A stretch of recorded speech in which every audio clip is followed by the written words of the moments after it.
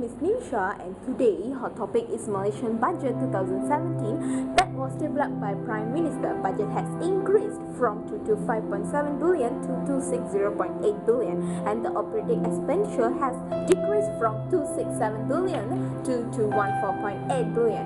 To relief of Malaysians GST, no increase in 2017. There are several content has to be discussed in today's topic, so let's invite our economists to talk about Malaysia can handle that 2017 budget or not.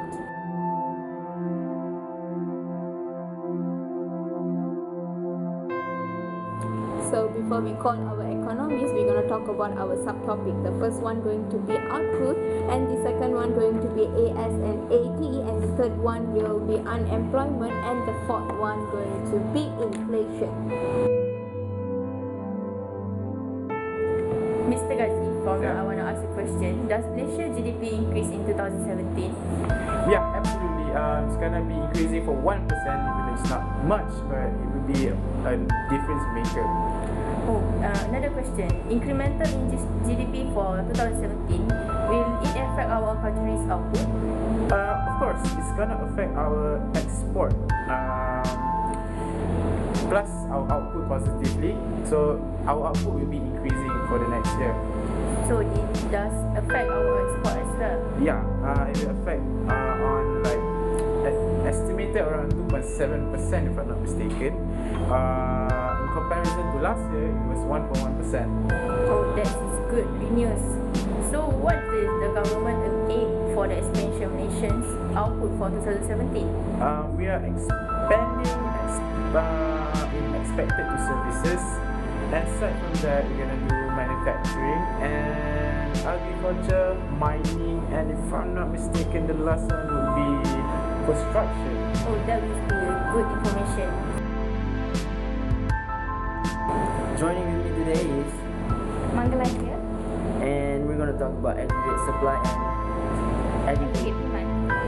So my first question for Mangala is that what is the total allocated budget in 2017? 214.8 billion allocated for operating expenditure, while 46 billion for development expenditure, and this does not include contingency, which amount to 2 billion. Second question that I have is what are the operating expenditure in budget 2017? Okay. Under the operating expenditure, a total amount is 77.4 billion is for emolument and 32 billion for suppliers and services. Last question that I have for you is that what is the government is always committed to implement an optimum budget for rakyat? Through prudent spending, even though we are faced with the global economic uncertainties. Thank you. Okay, Shafika, what is the unemployment in our country? The unemployment rate for our country has raised from 3.2% to 3.6%. Yes. Okay, what is the effect of unemployment can be happen if there are not enough job opportunities for the local? As we can know, when the large amount of people experience this issue, it will create another type of criminal behavior because they need money to support their families and themselves. Okay, what is the solution provided by the government to reduce unemployment? For now, for the government bodies, for SME Bank, government has allocated increased opportunities to the Bumi Putra entrepreneurs for 100 millions. Next, for Tekun, they have 300 millions to assist small scale entrepreneurs to develop their business, including a new scheme, Teman Kita for women's entrepreneurs. And for Mara, they have 420 million to facilitation fund amount to 500 million to Teraju to assist Bumi Putra companies to expand their businesses or to start a new business. These are the government's bodies that can help people to start their business and give job opportunities to others. Thank you. Okay, thank you for your information.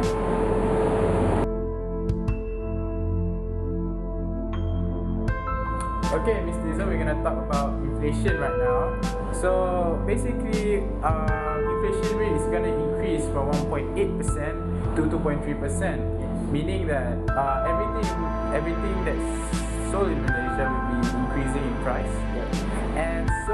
by the end of the quarter of 12 months, it will be a 2.7% increase. Yes.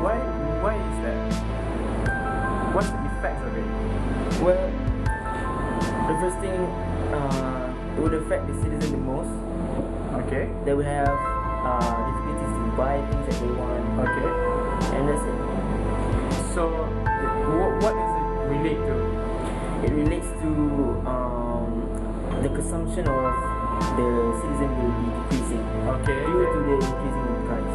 So basically, their income is still the same lah. The income is still the same. Okay. So what the government can do is that the government is planning to give financial assistance to all public servants, from 500 ringgit and 250 ringgit to government retirees.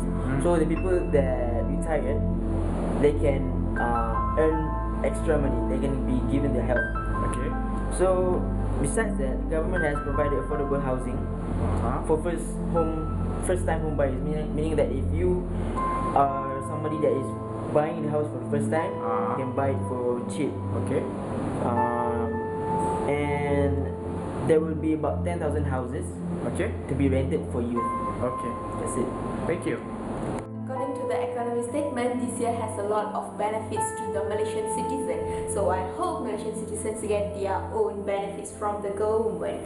Signing off, Shah. Bye bye and good evening.